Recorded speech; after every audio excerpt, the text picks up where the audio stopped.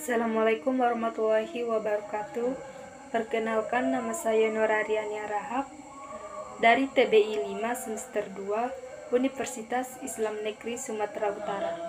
Di sini saya akan menjelaskan mengenai komunikasi lisan dan tulisan.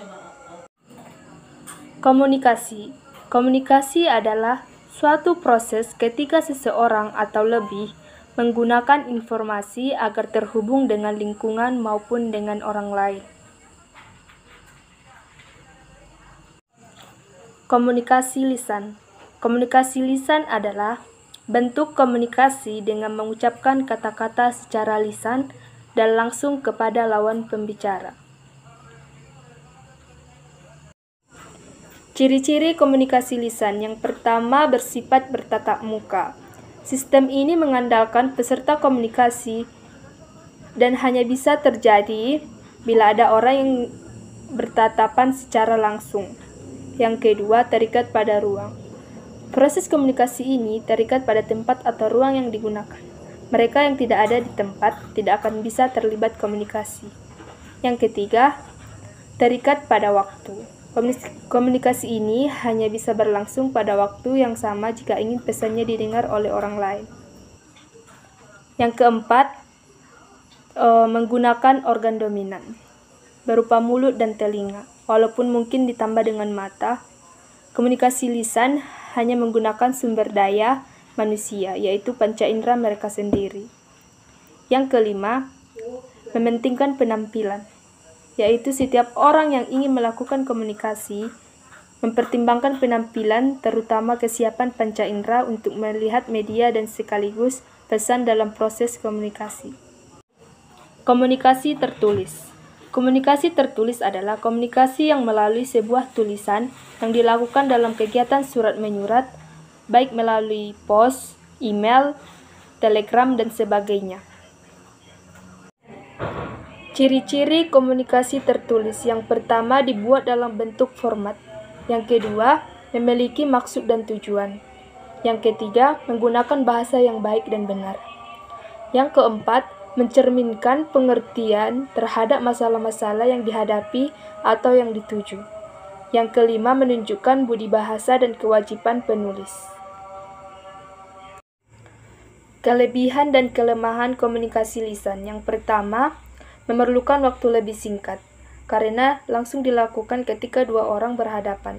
Yang kedua, memerlukan biaya lebih sedikit karena tidak memerlukan alat apapun. Yang ketiga, dapat menyampaikan emosi dengan baik karena berhadapan langsung dengan si lawan bicara, sehingga kita dapat melihat bagaimana ekspresi dan intonasi dari si lawan bicara tersebut.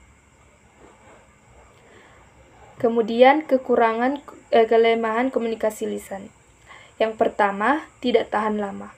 Karena begitu komunikasi lisan selesai, pesan apa yang disampaikan bisa saja kita lupakan. Yang kedua, mudah disalahpahami atau ditafsirkan berbeda bila apa yang disampaikan didengar oleh banyak orang. Yang ketiga, tidak digunakan sebagai barang bukti hukum. Bila ada perselisihan misalnya tentang jual beli, bukti lisan tidak dapat digunakan atau lebih lemah dari bukti tertulis. Kelebihan dan kelemahan komunikasi tertulis. Kelebihan komunikasi tertulis. Yang pertama, lebih tahan lama. Ketika komunikasi tertulis selesai, orang bisa melihat komunikasi tertulis tersebut dalam bentuk pesan untuk mengetahui secara tepat pesan komunikasi. Yang kedua, tidak mudah ditafsirkan atau disalahpahami berbeda.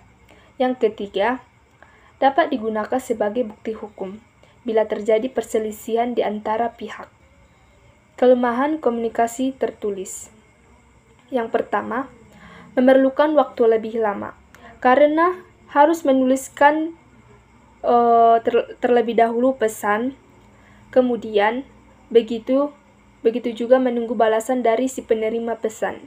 Yang kedua, memerlukan biaya lebih besar karena untuk alat tulis. Yang ketiga, hanya bisa dilakukan antara dua orang yang bisa baca tulis. Yang keempat, tidak dapat menyampaikan emosi sebaik komunikasi lisan.